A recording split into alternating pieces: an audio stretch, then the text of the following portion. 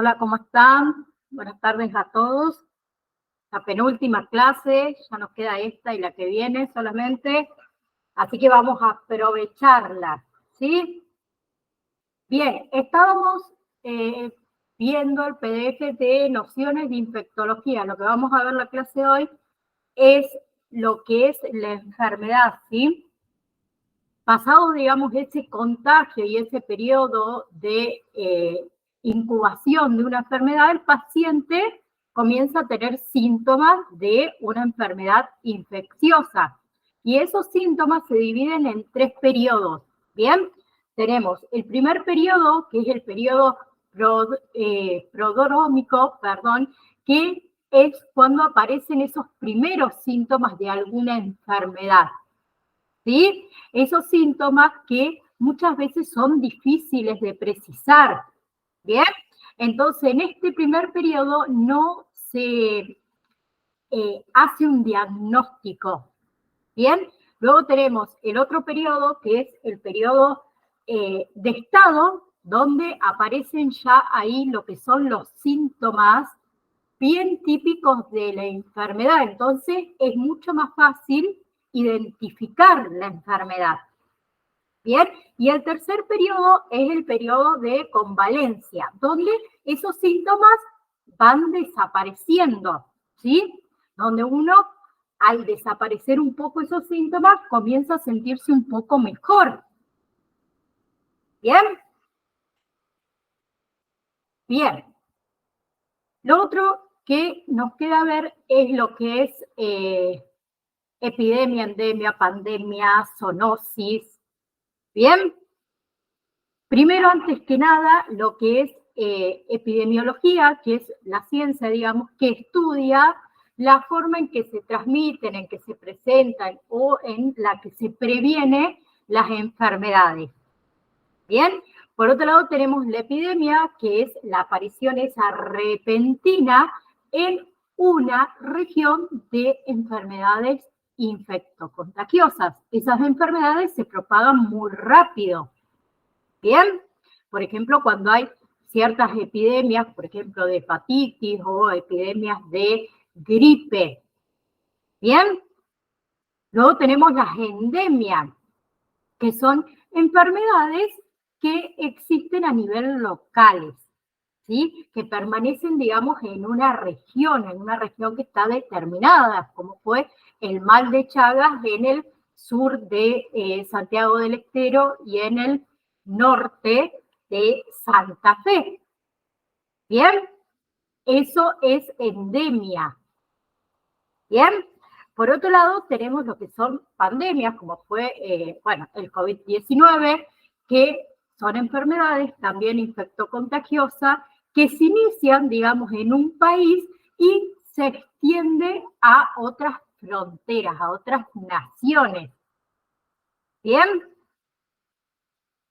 Por otro lado, tenemos lo que es la epizotia, que es cuando esa enfermedad ataca a los animales. ¿Sí? La zoonosis es una enfermedad que es muy común en lo que son los animales y también los hombres, como puede ser la rabia. ¿Sí? Por otro lado, tenemos lo que es la profilaxis. La profilaxis, o sea, se conoce, digamos, a profilaxis a la prevención de enfermedades, ¿sí? A través de ciertos tratamientos que son preventivos. En lo que es la medicina, la profilaxis es la acción preventiva de la aparición de las enfermedades infectocontagiosas, ¿sí? Y en el caso que sus manifestaciones aparezcan, la profilaxis lo que hace es que busca contrarrestar, digamos, la propagación en lo que es la población. ¿Bien? Y algunas de las medidas de profilaxis son, por ejemplo, el aislamiento del enfermo durante ese periodo de contagio, la desinfección tanto de ropa, de habitación, de los utensilios que utiliza. ¿Bien? Bien. Otro uso, por ejemplo, profiláctico o preventivo para evitar el contagio de enfermedades de transmisión sexual o el embarazo son, por ejemplo, los condones, ¿no? Bien, y otra inversión muy grande por parte de lo que es la profilaxis es la vacuna. Bien, la vacuna evita que la aparición y también la difusión de las enfermedades. ¿Sí? Bien. Tenemos lo que es la influenza. La influenza es otra de las infecciones contagiosas muy conocidas, ¿sí? Y que la provoca el virus que lleva el mismo nombre, influenza. La influenza afecta mucho a lo que es la nariz, la garganta, ¿sí? En otras personas también lo que son los pulmones. ¿Bien? Y es muy diferente a lo que es el resfriado. ¿Por qué? Porque suele comenzar de repente, ¿sí? Tenemos síntomas de influenza, discúlpenme, tengo algo, me está pinchando, que es la tos, dolor de garganta, ¿sí? Fiebre, bien, la fiebre no todos llegan a tenerla, pero es uno de los síntomas también. Otro de los síntomas es la secreción o la congestión nasal, dolores musculares, dolores corporales, mucho dolor de cabeza, ¿sí? Fatiga, o sea, cansancio. En otras personas también la influencia puede provocar que vómitos, diarrea. Eso es mucho más común en lo que son niños. ¿Bien? Una enfermedad viral, vírica, es la varicela, ¿sí? La varicela es una infección viral. La persona ahí presenta que ampollas que producen bastante picazón en el cuerpo. ¿Bien? Hoy en día la varicela es mucho menos frecuente que anteriormente. ¿Por qué? Porque está la vacuna contra la varicela, ¿no? Bien, el virus que causa la varicela es el virus de la varicela zoster. Bien, hasta ahí vamos.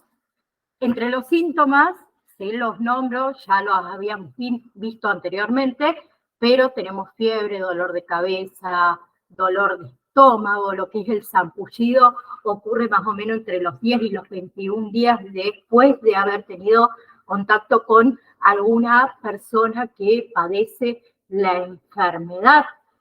¿Sí? Los niños presentan muchas ampollas pequeñas que están llenas de líquidos, ¿sí?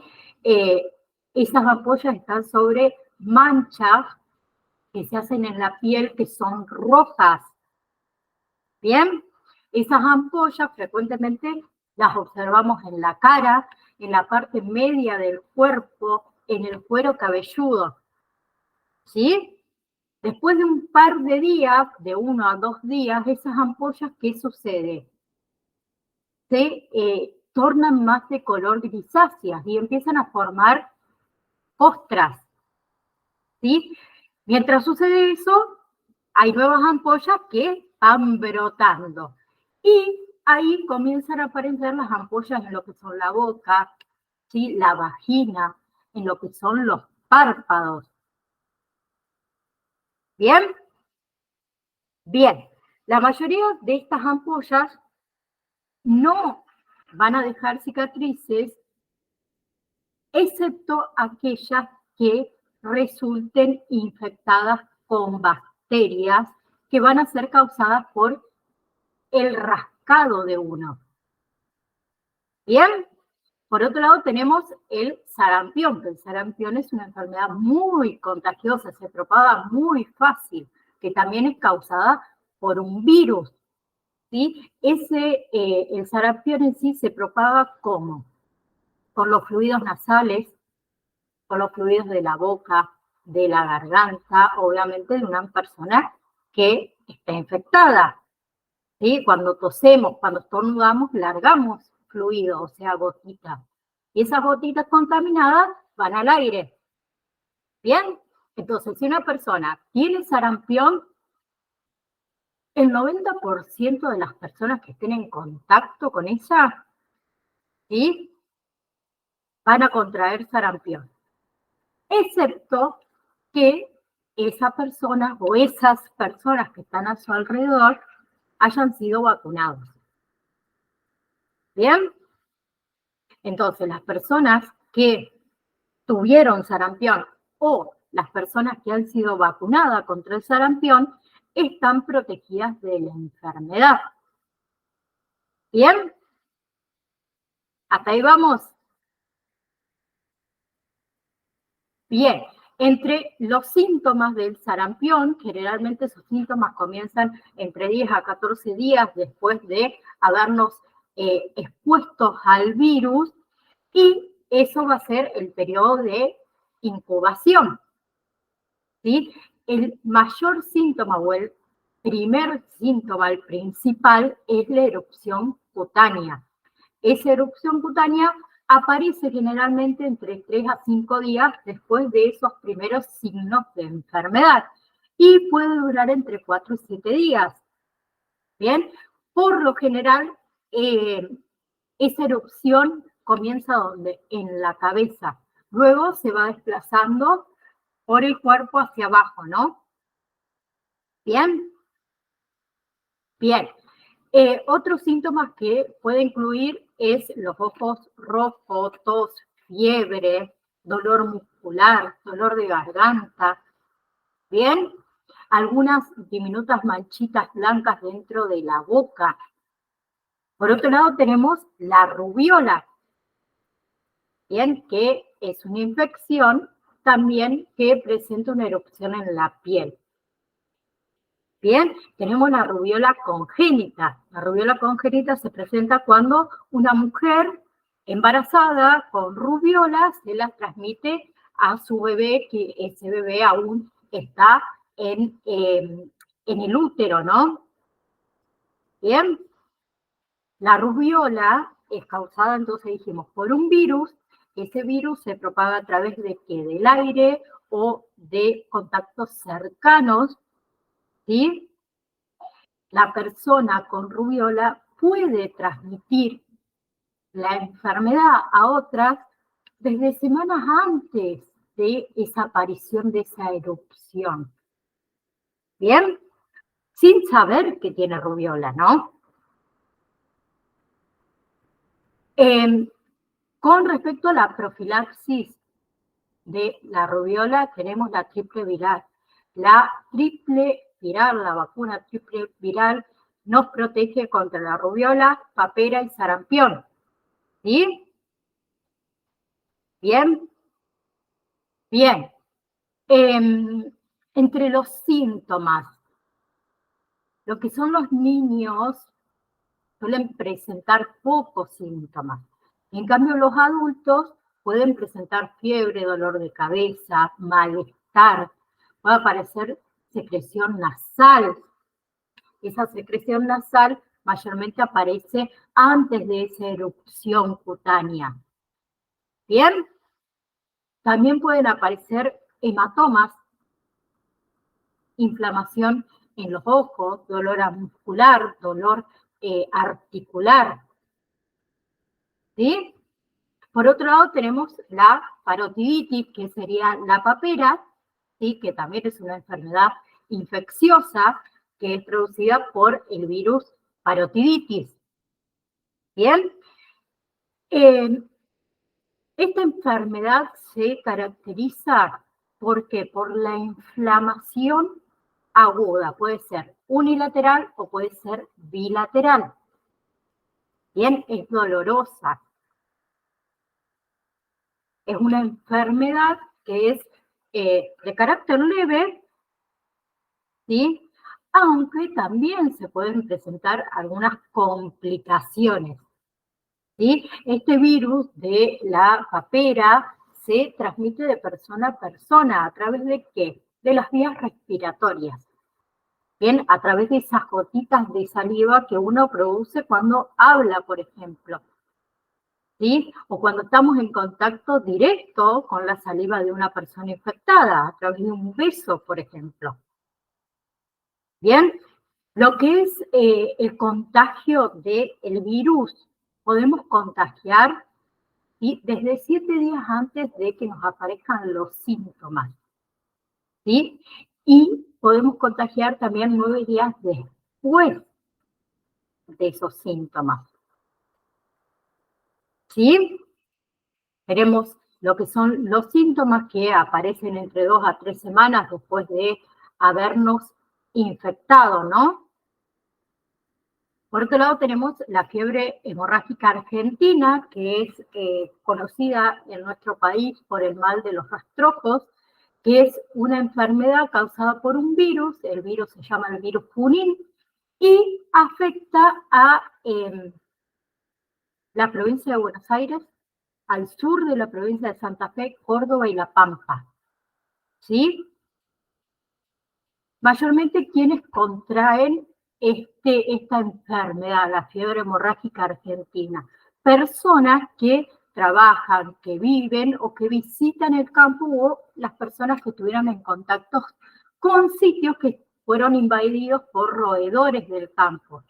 Esos roedores eliminan continuamente el virus a través de la orina, de la saliva, ¿sí? Entonces ellos contaminan el ambiente donde viven. Bien, entre los síntomas del mal de los rastrojos o la fiebre hemorrágica argentina, inicia mayormente con lo que es un cuadro de fiebre, ¿sí?, con dolor de cabeza, con decaimiento, esas ganas de no hacer nada. Bien, después se presentan ¿qué? Dolores musculares, dolores de articulaciones, ¿sí?, mareos, náuseas, vómitos. Bien. Bien, la principal forma de profilaxis, de prevenir lo que es la fiebre hemorrágica argentina, es la vacunación, que se encuentra dentro del calendario oficial. Bien, ¿quiénes se deben vacunar? Hombres y mujeres mayores de 15 años que no han sido obviamente vacunados con anterioridad, y que esas personas residan o desarrollen sus actividades en las zonas de área de endemia, ¿sí? ¿Por qué aclaro esto? Porque muchos dicen, ay, profe, a mí nunca me vacunaron contra la fiebre hemorrágica argentina. Si vivís en el sur de Argentina, mayormente no te van a vacunar contra la fiebre hemorrágica argentina, porque, como dijimos, afecta a lo que es Buenos Aires, el sur de Santa Fe, Córdoba y La Pampa. Bien. Por otro lado, tenemos las enfermedades bacterianas, como es la difteria. La difteria es una infección aguda faringea, también cutánea, ¿sí? Entre los síntomas pueden ser infecciones, digamos, no específicas de la piel, o faringitis, ¿sí? Muchas veces seguida por cierto daño en el tejido, por ejemplo, nervioso o en el tejido miocardio. ¿Bien? Bien.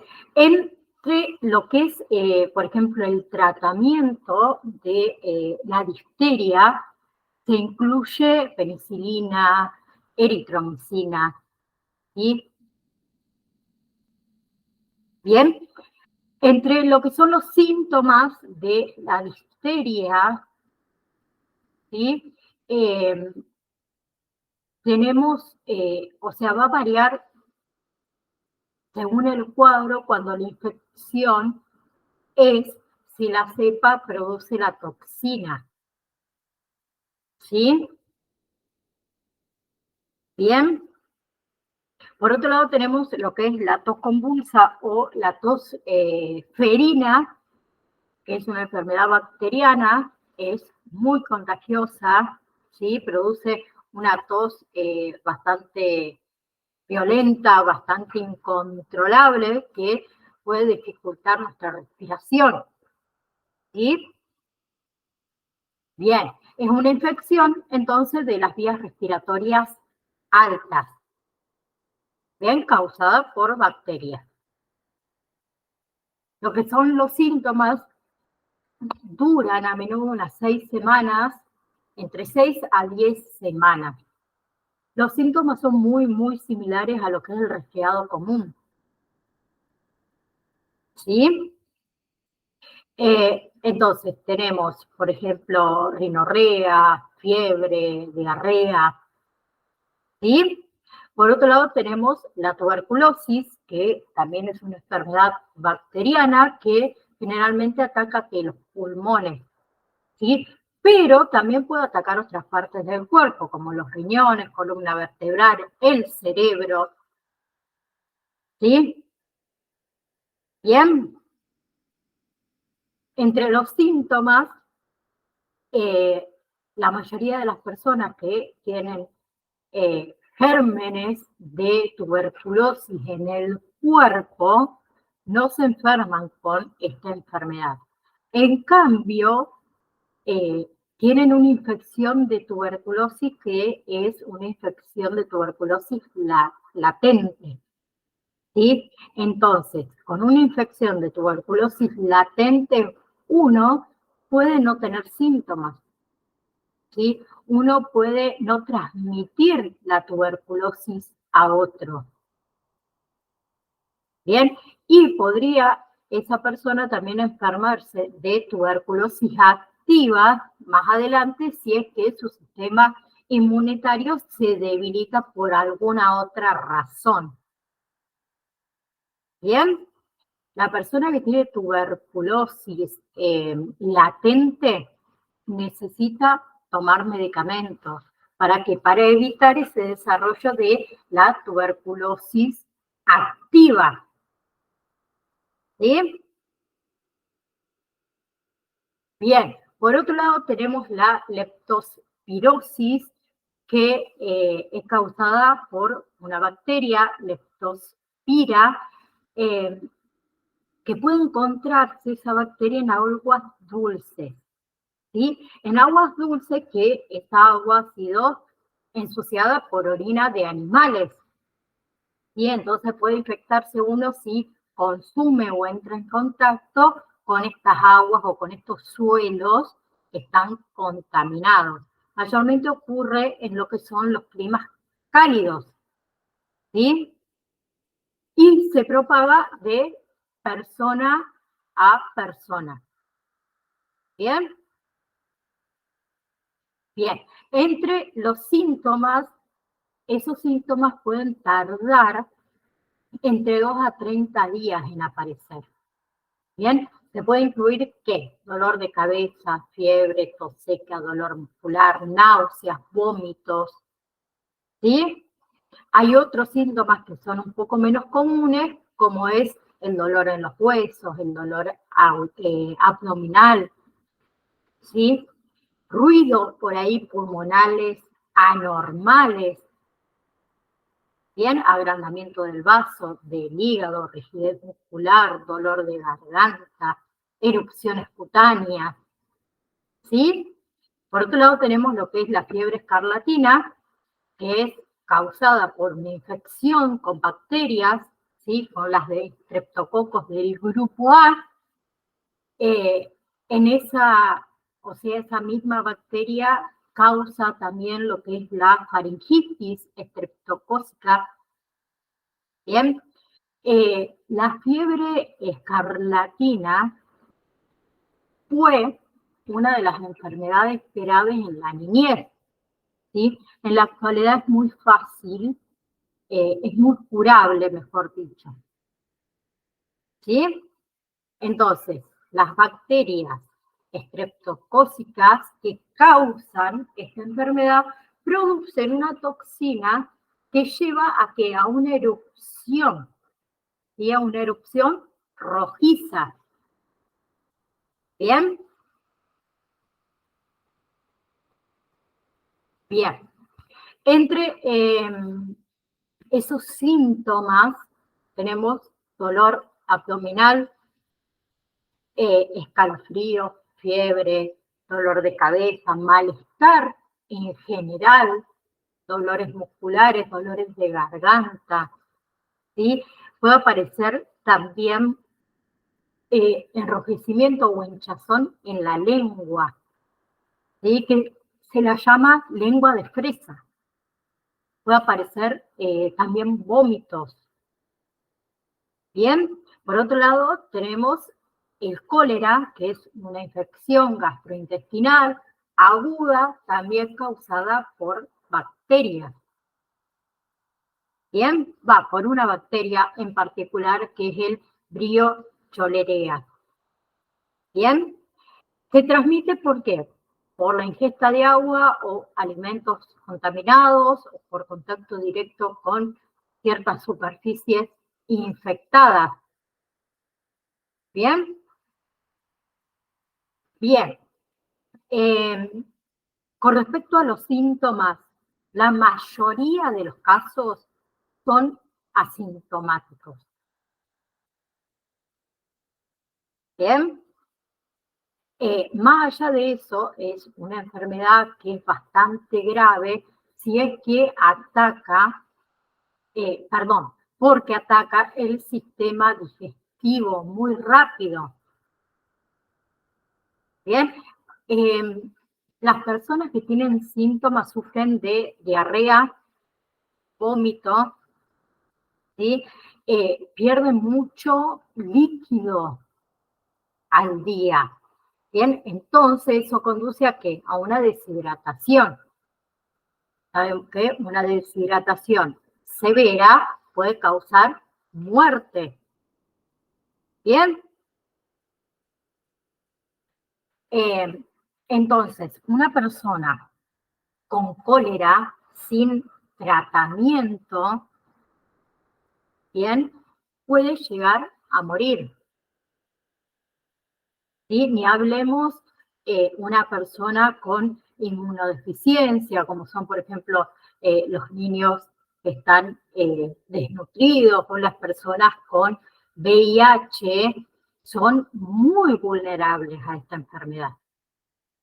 ¿Sí? Es una enfermedad que se desarrolla muy rápido. ¿Bien? Entonces, es muy importante acudir al médico. Bien, por otro lado tenemos las enfermedades parasitarias, como es la toxoplasmosis, que es una enfermedad producida por una infección del Toxoplasma gondii. Es un parásito, ¿sí? Es un parásito intracelular, ¿sí? Que pueden ser transmitidos por quién. En realidad, tiene su huésped en los gatos, en otros felinos, ¿sí? En cerdos, también en aves, en ovejas. Bien, entre los síntomas más habituales tenemos la hemiplegia, ¿sí? El trastorno del equilibrio y de la marcha, la visión borrosa, el dolor ocular, ¿sí?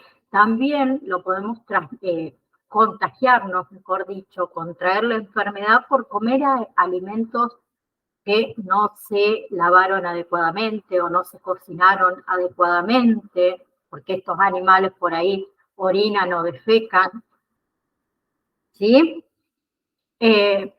Por otro lado tenemos el mal de Chagas o la enfermedad de Chagas, que es una enfermedad potencialmente mortal si no es tratada, ¿sí? Es transmitida por las bichucas o chinches, tienen muchos nombres, como les dije, en ciertas zonas geográficas, acá en Argentina, está muy radicada en lo que es el sur de Santiago del Estero y el norte de Santa Fe. La enfermedad de Chagas en realidad tiene dos fases. Inicialmente comienza con la fase aguda, ¿sí? Que dura más o menos unos 2 meses después de contraer la infección, ¿sí? ¿Qué sucede? En esta fase, que es la fase aguda, una gran cantidad de esos parásitos comienzan a circular por el torrente sanguíneo. ¿Sí? En la mayoría de los casos no presentan síntomas o tienen algunos síntomas muy leves, ¿sí? Que no son específicos. ¿Bien? Esas personas pueden presentar, por ejemplo, fiebre, dolor de cabeza, ¿sí?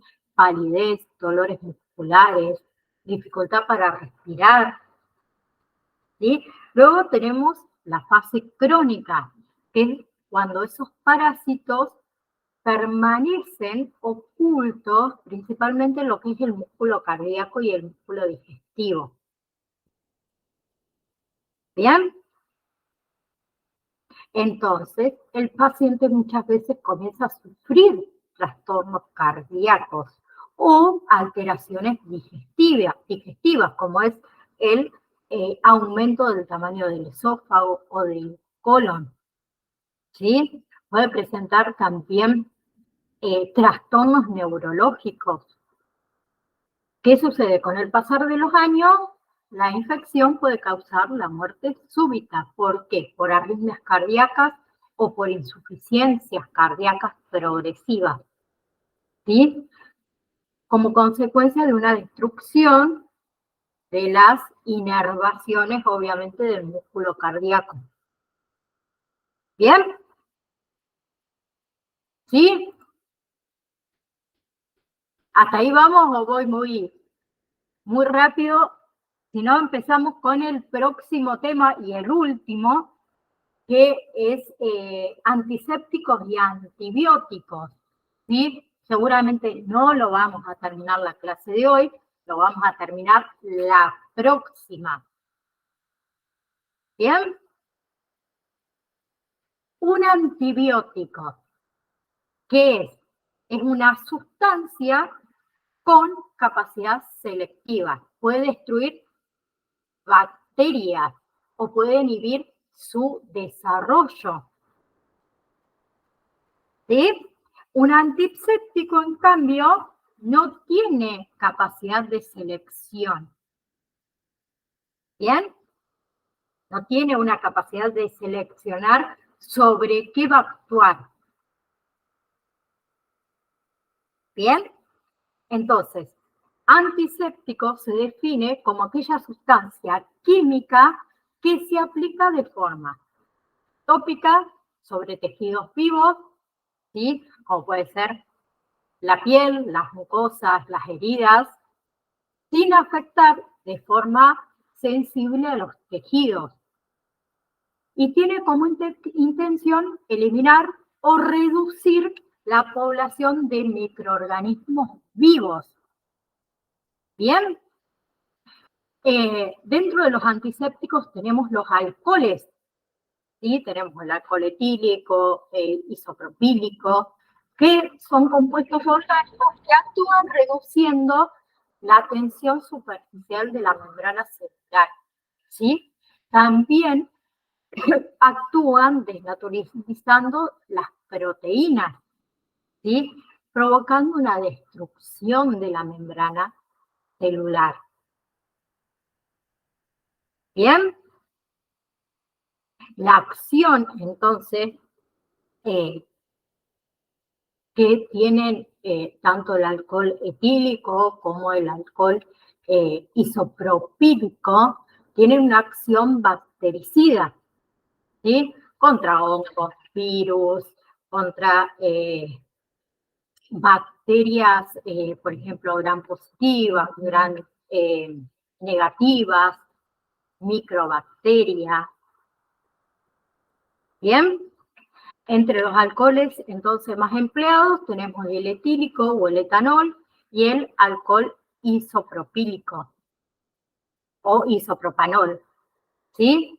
Que varían su concentración entre lo que es un 70% y un 95% y entre un 70% y el 100%.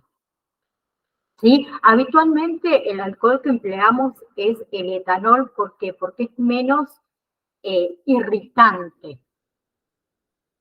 ¿Bien? Por otro lado tenemos los compuestos yodados, que son agentes antioxidantes, que lo que hacen es que provocan la precipitación de las proteínas y los ácidos nucleicos bacterianos. También alteran ¿qué? La membrana celular y actúan disminuyendo lo que es el oxígeno de los microorganismos. Hay dos tipos de compuestos yodados, uno es el yodo y el otro es el yodoforos. El yodo es muy eficaz para las bacterias, ¿sí? ¿Qué sucede con el yodo? Hay muchas personas que le puede generar reacciones, ¿sí? Por una irritabilidad, hipersensibilidad. Otra cosa que el yodo retrasa la cicatrización, ¿sí? Más que nada cuando el uso que tienen del yodo es continuamente. Bien, puede provocar también una coloración de la piel, ¿sí? Por eso muchas veces pues, fue reemplazado por el yodoforos. Bien, con respecto a el yodo, existen más que nada dos presentaciones. La tintura de yodo es una solución alcohólica del yodo al 2,7% y el otro es el Lugol o alcohol yodado, que tiene una solución, es una solución, mejor dicho, que contiene un 2% de yodo. ¿Sí? Bien. Y obviamente alcohol. Por otro lado, le había nombrado que tenemos el yodoforos, ¿sí? Que son líquidos de color marronáceo, digamos, ¿sí? Que tiene una acción bactericida de inicio más o menos aproximadamente en 3 minutos, ¿sí? Y tiene una acción residual que puede durar entre 30 minutos y 3 horas. Bien, el yodoforo lo podemos conservar a temperatura ambiente, ¿sí? Y tiene su actividad microbactericida, que se mantiene más que nada en lo que es presencia de sangre, presencia de pus, ¿sí? En tejidos necróticos. ¿Bien? ¿Bien? También mantiene lo que es la actividad en casos de infecciones en lo que son cavidades corporales, el peritoneo, el hueso, la vejiga. Y lo que es el yodoforo también presenta una mínima absorción de la piel o a través de la piel. ¿Sí? El más utilizado es la povidona yodada, ¿sí? ¿No? Todos hemos tenido alguna vez o tenemos en nuestra casa povidona yodada, ¿sí? Tenemos la povidona yodada en base acuosa, que tiene una concentración del 5 al 10%, ¿sí? Al 10% es la más utilizada. Tenemos también otra solución de base alcohólica donde se combina, ¿sí? El etanol al 70% combinada con povidona yodada al 10%. También viene una solución jabonosa de povidona yodada, ¿no? No sé si alguna vez han visto que vienen los jabones, ¿bien? Que tiene una concentración del 7,5 al 10%. Y la más baja es mayormente la que se emplea. ¿Bien? Por otro lado tenemos la clorhexidina, que es incolora, no genera dolor, la podemos conservar a temperatura ambiente, tiene un pH más o menos entre el 5 y el 8%, ¿sí? Lo que sí, la clorhexidina la debemos proteger de la luz, ¿sí? Lo que es la absorción en nuestra piel de la clorhexidina es muy mínima. Y lo bueno es que tiene una acción de inicio bastante rápida. Bien. Tenemos varias presentaciones, la clorhexidina alcohólica, la clorhexidina acuosa, la clorhexidina jabonosa. ¿Sí? Por otro lado tenemos el triclosan, es bacteriostático, ¿sí? Y digamos, es bacteriostático a bajas concentraciones. Cuando hay mayor concentraciones ya es bactericida. ¿Bien?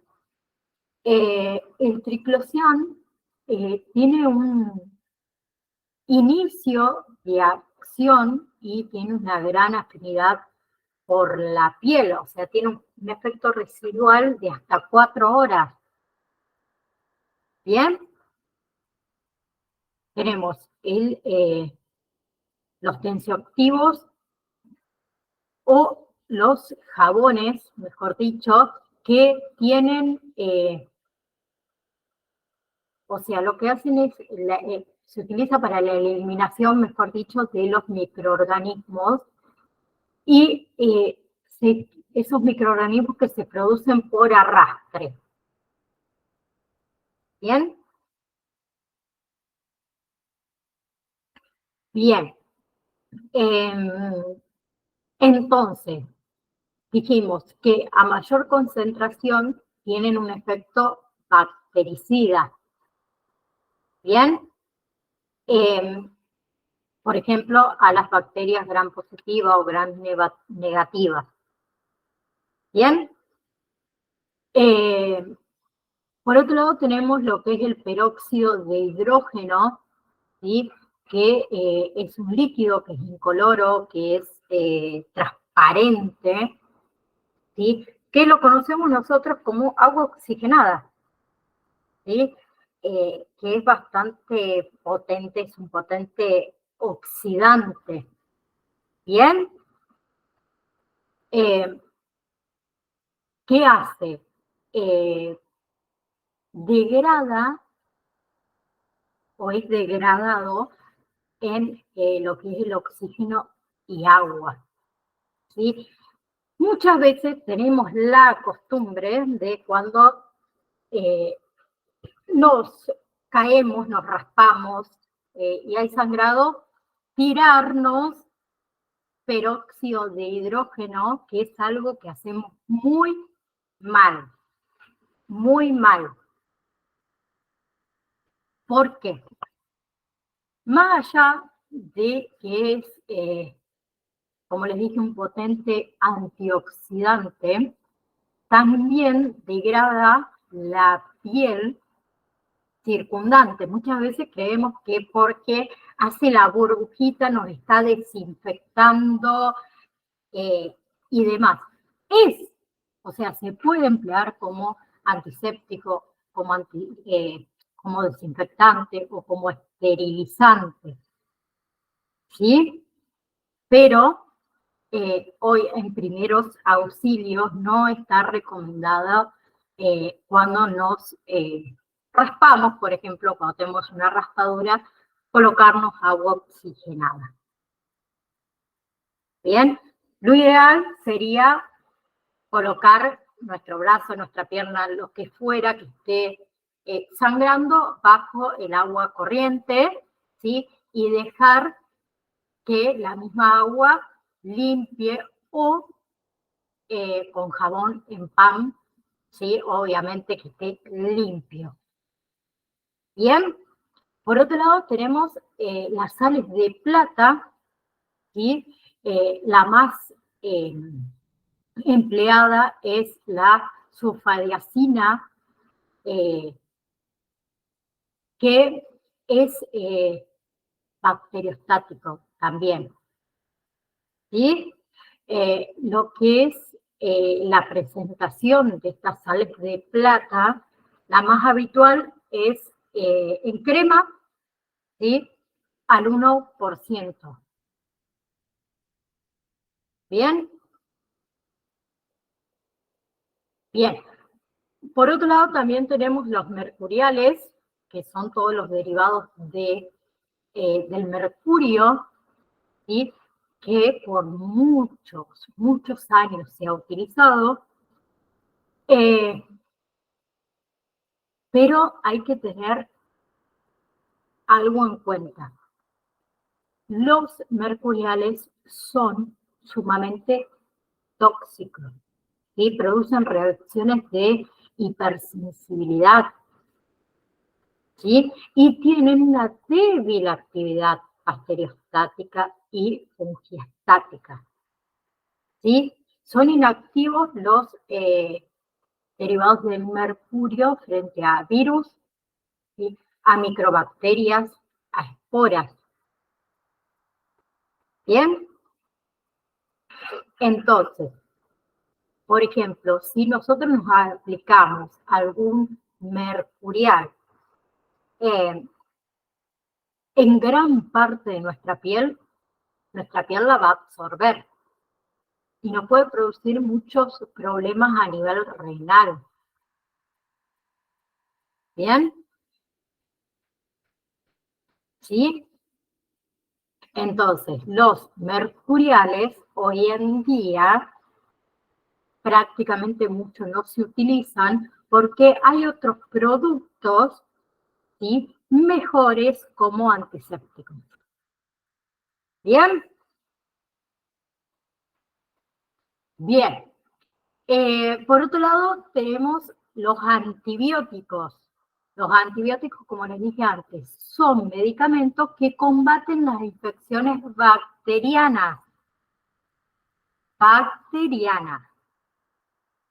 ¿Sí? Funcionan como matando las bacterias o también dificultándole el crecimiento, la multiplicación. Bien, los antibióticos entonces se pueden tomar de diferentes maneras. Por vía oral, o sea, por boca, pueden ser pastillas, pueden ser cápsulas, pueden ser líquidos, ¿sí? También hay antibióticos tópicos, ¿sí? Que se pueden aplicar en cremas, en aerosoles, en ungüentos, bien, que se ponen en la piel, ¿sí? También hay ungüentos para los ojos, o gotas para los ojos, o gotas para los oídos, ¿sí? Y otra forma es a través de una inyección o por vía intravenosa, ¿sí? Mayormente esto se utiliza para infecciones un poco más graves. Entonces, ¿qué tratan los antibióticos?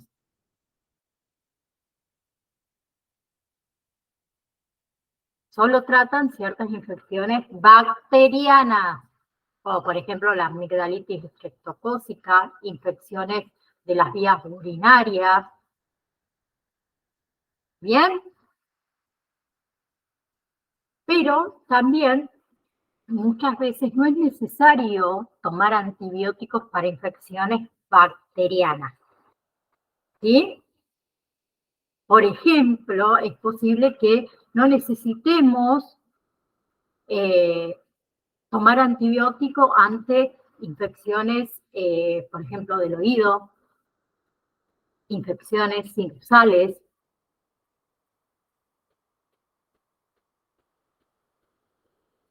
No hay problema, Diego, no hay problema. Entonces, debemos tomar antibióticos cuando es necesario. Cuando no es necesario, no nos va a ayudar en nada. Y al contrario, podemos tener algún efecto secundario. Y por eso siempre digo que el médico, el profesional de la salud, es el único que va a determinar si nosotros necesitamos un tratamiento con antibióticos, en este caso, cuando realmente estemos enfermos y lo necesitemos. ¿Bien? Entonces, los antibióticos tratan las infecciones virales. Los antibióticos no funcionan para las infecciones virales. Por ejemplo, no podemos tomar antibióticos para un resfriado, para una secreción nasal, ¿sí? La mayoría de los dolores de garganta tampoco, excepto para la amigdalitis estreptocócica, ¿sí? La mayoría de los casos de bronquitis, de gripes. ¿Bien? Bueno, déjenme anotar antes que nos retiremos, pues después me olvido, martes,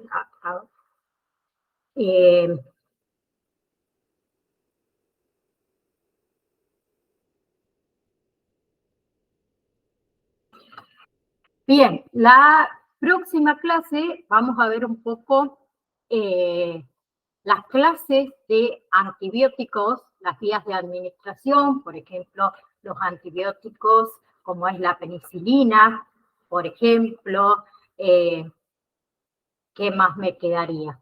Ay, no me queda casi nada. Bueno, vamos a tratar de ver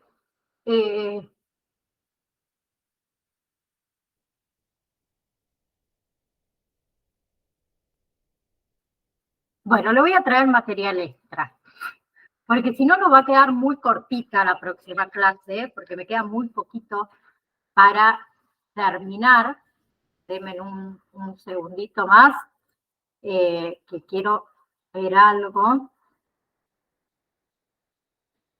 ¿Dónde está? Acá.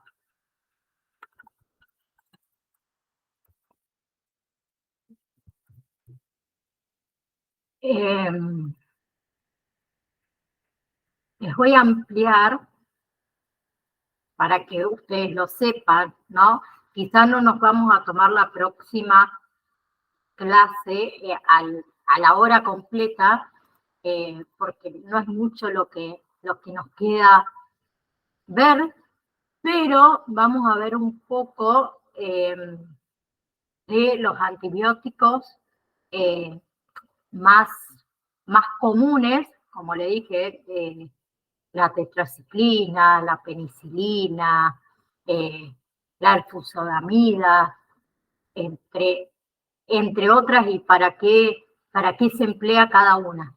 Escuchen, recuerden que la próxima clase va a ser la última clase, ¿sí? Y después tenemos el examen final del 23 al 25, ¿sí?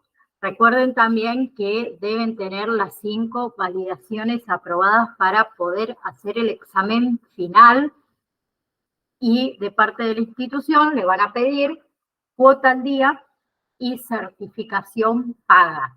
Si no tienen eso al día, no van a poder hacer el examen final, ¿sí? ¿Alguna pregunta o alguna duda antes que nos retiremos?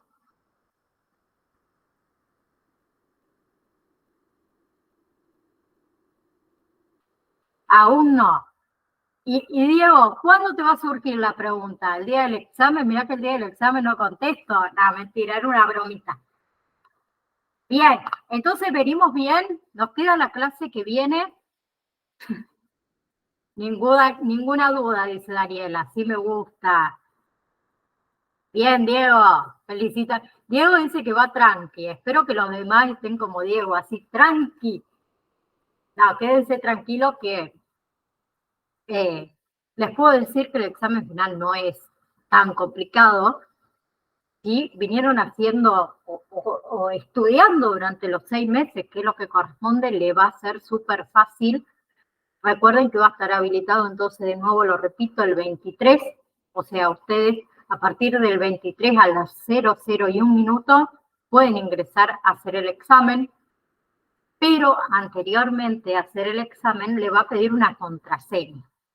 Esa contraseña se las voy a habilitar yo. La contraseña es única, es para ustedes. ¿Bien? Así que la semana que viene les voy a explicar bien de qué trata esto de las contraseñas y cómo ir pidiéndomelas a medida que obviamente a mí me vayan informando de que tienen cuota al día y certificación paga, ¿sí? Entonces, si Dios quiere, nos vemos el próximo martes.